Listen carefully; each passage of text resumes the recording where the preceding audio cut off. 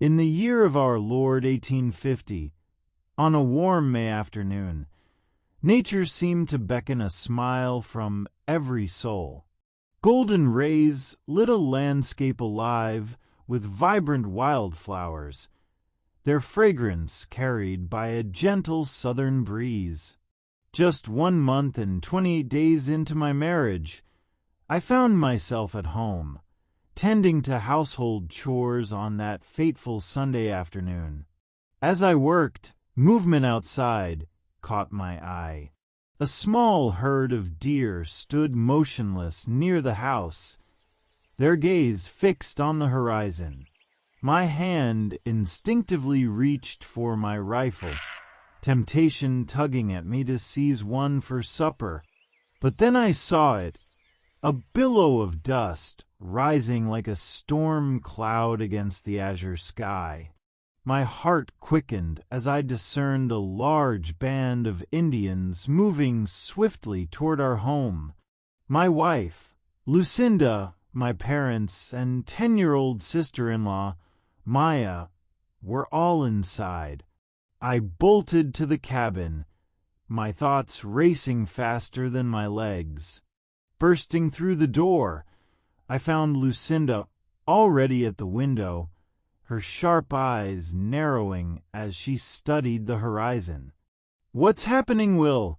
she asked, her voice steady but tight with concern. "Maya, get away from the window," I barked.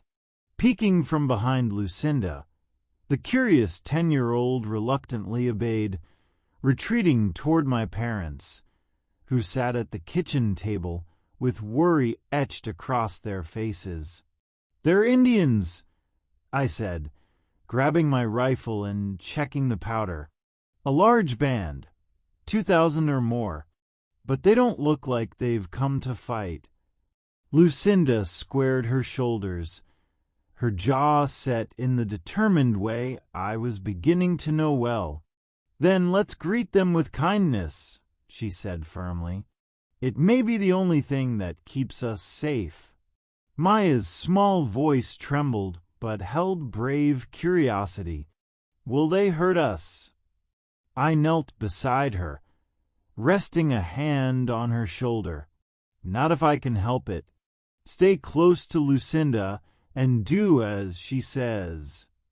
My father, Isaac, spoke up. "Will, don't forget who you're dealing with. Treat them with respect, but stay vigilant." My mother nodded, wringing her apron in her hands. "And pray they see we mean no harm." Outside, the clattering of hooves and murmur of voices grew louder. Lucinda placed a steadying hand on my arm, her eyes meeting mine. "You've got this," she said softly, her words grounding me.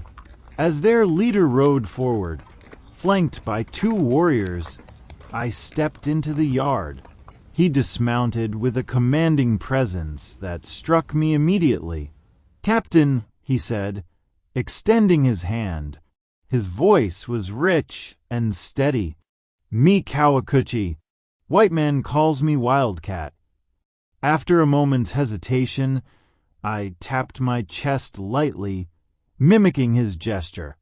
"I am Will Banta."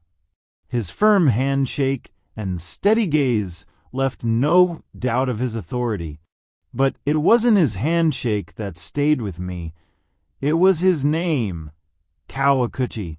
The rhythm of it echoed in my mind, carrying a weight I didn't fully understand. "Chief Cowacoochee," I began, stumbling over the syllables. I glanced at him apologetically, my face warming with embarrassment. Wildcat's expression softened slightly, a flicker of amusement in his eyes. "You try. Good. Say again." I nodded and repeated, "Cowacoochee." This time, he gave a small nod. "Good," he said. "You learn." The curtains moved, revealing Lucinda and Maya watching intently, their faces a mix of fear and fascination. The sight of them grounded me, though the weight of uncertainty still pressed heavily on my chest. "I just married," I said, the words spilling out before I could stop them. Perhaps it was the moment, or a desire to convey a connection deeper than fear. Chief Wildcat's gaze softened, a small, knowing smile tugging at his lips. "Marriage strong. Good for life. You protect her." "She protect you, Captain," he said, his words carrying quiet wisdom. Though I wasn't a captain, I understood. The gesture meant acknowledgement. "What brings you here?" I asked, regaining my composure. "Me wanty corn for my papooses." "Hungry," he said simply. Without hesitation, I made my way to the crib and hauled out 10 or 15 bushels. The task reminded me of how much we often took for granted. Lucinda emerged with a basket of food, her movements calm and steady. "For your papooses," she said, offering the basket. Wildcat studied her for a moment before nodding in acknowledgement. She knelt gracefully in front of one of the women from the tribe, extending the basket directly to her. The silent exchange between them was simple yet profound, carrying a depth of respect beyond words. Wildcat motioned me back, raising his tomahawk pipes slightly. "We smoke," he said, extending an offer of peace. "Let us sit," I suggested, motioning toward the shade of a nearby pecan tree. Beneath its branches, the sun's relentless heat gave way to a cooling breeze that eased the tension in the air. Cowacoochee filled his pipe with tobacco, his movements deliberate and ceremonial. He lit it with ease, the flame catching in the bowl with a soft crackle. Taking a slow draw, he passed it to me, his eyes steady, as though assessing my character in the silence. I inhaled cautiously, the warm smoke coiling between us. "Why do you travel?" I asked, breaking the silence. Wildcat's voice carried the weight of survival. "No buffalo," he said. "My people hungry. Too many mouths, too much danger." His words revealed the stark reality. Survival in a land where abundance had long since faded. When the pipe emptied, Wildcat stood and asked, "Which way, Fort Croghan?" I pointed northward. 5 miles. Stay on the road, and you'll reach it before noon." He nodded in thanks, then directed his people to gather the corn with swift, practiced efficiency. Before leaving, he turned back, his gaze steady.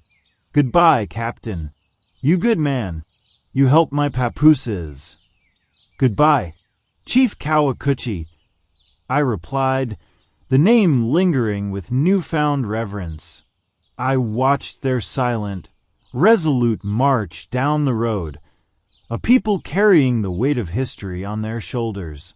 "You handled yourself well out there," Isaac said, his tone steady, heavy with meaning. "But you've got responsibilities now, Will. A wife to care for, a family to build." He glanced at Lucinda, standing beside me, with her hand resting gently on my shoulder. I nodded, sensing where this was going. "I know, Pa. I've been thinking about that." Isaac leaned back slightly, his gaze sharpening. "Thinking is one thing, but this land ain't kind. It's no place for half measures. What's your plan?" Before I could reply, Lucinda spoke up, her voice calm yet deliberate. "Whatever decision Will makes will affect both of us, Isaac. It's not just his responsibility now, it's ours. Together." Her words carried a quiet strength that steadied me.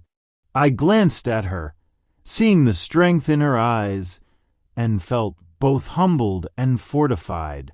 She wasn't just my wife. She was my partner in every sense of the word. I hesitated, my stomach clenched, because I hadn't fully spoken to Lucinda about my thoughts. Then I said, "I've been considering the Rangers. Henry's with them. He says it's dangerous, but it's a way to protect the folks out here and make a living." Lucinda turned her gaze to me, her voice softer now. "Will, you don't have to face this alone," she said, her tone steadying me. "Whatever path you choose, it'll be ours, together. But ask yourself, does it align with the life we want?" Her words struck a chord, adding a new layer to my thoughts. I felt the weight of both my father's caution and Lucinda's unwavering support. Isaac's brow furrowed, his voice taking on a wary edge. "Your brother's seen more than his share of troubles, and it's a hard life," he said, pausing to look at both Lucinda and me. "It won't just be hard on you, Will. It'll be hard on her too," he added, nodding toward Lucinda. "Don't think for a moment it's anything less than that, but you've got a big heart for helping others. Well, you're one of the bravest, fearless, and, I might say, reckless men I've ever known. If you're serious, it could be a way forward. Just make sure it's a choice you're ready to live with." Isaac paused, letting his words settle before adding, "You've heard Henry talk about it. You know what he's been through." I nodded, remembering the conversations we'd had over the past year. Henry's voice echoed in my mind, his tone measured and reflective. "The Rangers, it's no easy road. You'll spend weeks in the saddle, chasing shadows. It'll test your body, mind, and faith. But protecting families, it's worth it, even when it costs you." Isaac's voice pulled me back to the present. He said it was honest work, yes, but he also told you what it took out of him. Seeing what others can do to each other, it weighs on a man's peace of mind. "He did," I admitted quietly, "but he never said he regretted it." Isaac gave a slow nod, his expression unreadable. "No, he didn't, and that's worth remembering. If today showed you something you didn't see before, then you've got my support. But go into it with your eyes open. It's a hard life, and it'll test what you're made of." His words settled over me, his gaze never breaking contact, a mixture of caution and support. I thought of Henry, of the stories he'd shared about long patrols, harsh nights, and the constant edge of danger. But I also thought of his pride, the way he spoke of making a difference in a land that desperately needed it.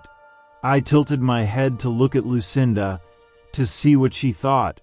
Her proud smile told me everything I needed to know. She squeezed my shoulder in silent approval. "I think I could do it," I said finally, meeting my parents' gaze. "After today, it feels like the right path." Isaac studied me for a moment before nodding. "It's your decision, son. But know this, if you go that way, you'll need more than a steady hand. You'll need grit, and you'll need to remember who you're fighting for."